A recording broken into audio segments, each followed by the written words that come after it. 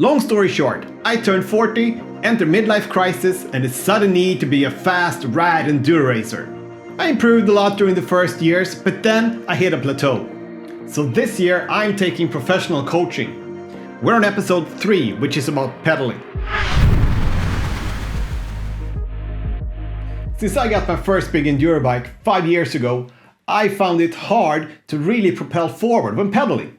Especially when standing, the bike just dives into its suspension with every stroke, and it just sucks up all the energy.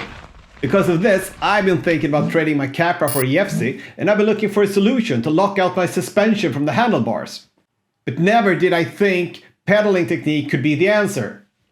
Cause, come on, I know how to pedal, right?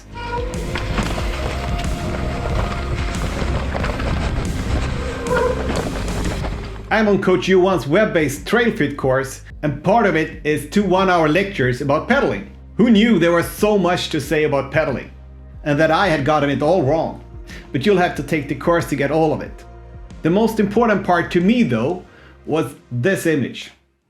Out the doors, the circular pedal thinking you probably learned when you switched to SPDs. Instead, you push between 12 and 4 o'clock, pull from 4 to 8, relax and prepare for the next push between 8 and 12. The biggest thing I remember from you when talking about this is how the traditional pulling between 6 and 12 is sort of a backward movement.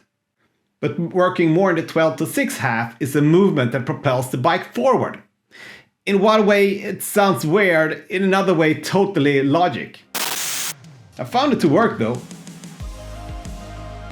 2 months in being coached by Johan, we met up for the first time. I felt kinda nervous for having to expose my riding to him. Let's have a look at our session practicing this slippy uphill section. Do I need to say it always looks a lot easier on GoPro? Here's my first attempt. Not so pretty, but did you spot what I was doing wrong? Let's compare it to Johan doing another uphill section. Here's what I see. The body is centered over the bottom bracket. Smooth even pedaling with a pretty hard gear. So, looking at my attempts, spot this. The weight is too much forward on the bike, making me lose traction and probably power. I'm pushing hard on the pedals from 3 to 6, making an uneven stroke with much power for a short time, making me slip out. I also have a lighter gear than Johan, again making it harder to have an even stroke with good grip.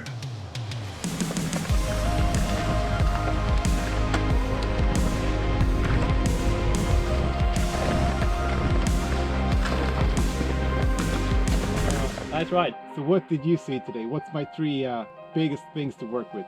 Yeah, you have some things to work with like everybody else has a lot of things to work with. But I have to give you 2 thumbs up for your plastic pedals during today's slippery slide and wet conditions.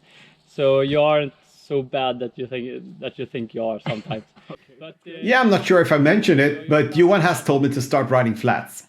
For now it's flats for some couple of weeks, I think. Yeah. Important things I think is your pedaling technique. Your ability to generate speed or force on the pedals at the right time. That's the most important thing. Because that's going to give you a lot more speed, and when you come up on your pedals, and you're going to get a more solid base to execute from. Yeah, because I can really feel that at some points I just stop even though I'm trying to pedal, and so I mean I think you're really onto something. I understand I have a problem.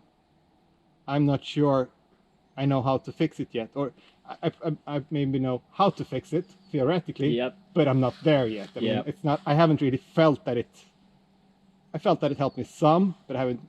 There's a long way to go, or maybe there's a way to go. Yeah, but this environment is hard to adjust the technique, because you have done this over a long time. You've been riding for 20 years, and you have been pedaling for 20 years, and now you're going to change the way you are pedaling. Yeah. And producing force, and that's not going to go in a heartbeat. Yeah. Cool. Nice seeing you today. Yeah, cool. After having practiced especially standing pedaling technique for a few weeks, my big burly Capra, that I almost was about to ditch for EFC, started feeling like a hardtail to me. And standing pedaling propelled me forward in a completely new way. But this was while practicing on the road in front of my house. it was going to take a lot more of repetition to get it to be an integrated part of riding technical trails. Remember this spot? A couple of weeks later, I'm back at the same uphill section, practicing by myself, but shooting video for you to review. Kinda good, right? I think I can probably stand up more, be a bit more over the pedals. Let's give it one more go.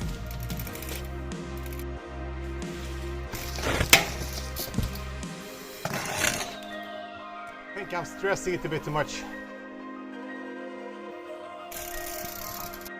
And to me, it looks a whole lot better already. Like a glove! Definitely went better today. I've been practicing my standing pedaling and it seems to pay off. And by now you might be thinking, hey, wasn't you gonna teach Dennis how to become a rad, fast enduro racer? Where are all the nasty downhills, big drops and chunky rock gardens? Turns out that's not what Johan is worried about. It's more like once I've gotten the basics down, all that rad, fast enduro stuff will come much easier. In the next episode, I'll hook up with Johan again for some more IRL coaching. We'll work on some body position, where to look and line choice. To make sure you're not missing out, hit subscribe. And if you liked the video, please give me a thumb. And write a comment to let me know what you like about the coach series so far. And if you're interested in some coaching, I'm recommending you to check out Coach Johan's website. See link in description.